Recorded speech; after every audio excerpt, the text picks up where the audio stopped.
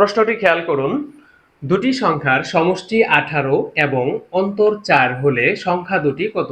তো আমরা সচরাচর এই প্রশ্নটা প্রতিস্থাপন অথবা অপনয়ন পদ্ধতির মাধ্যমে সমাধান করে থাকি, কিন্তু আজকে আমরা একটা শর্টকাট পদ্ধতি শিখব যেটার মাধ্যমে খুব সহজেই সংখ্যা দুটি নির্ণয় করতে পারবো।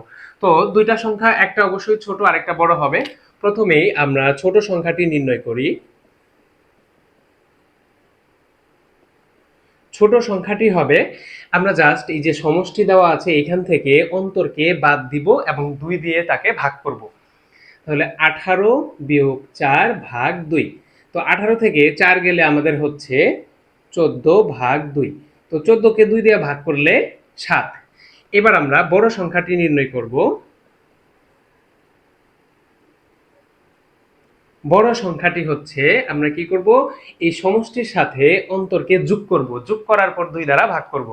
তো 18 যোগ 4 ভাগ 2।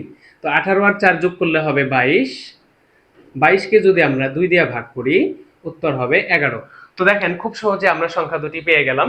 ছোট সংখ্যাটি হচ্ছে 7 এবং বড় সংখ্যাটি হচ্ছে 11। ধন্যবাদ সবাইকে।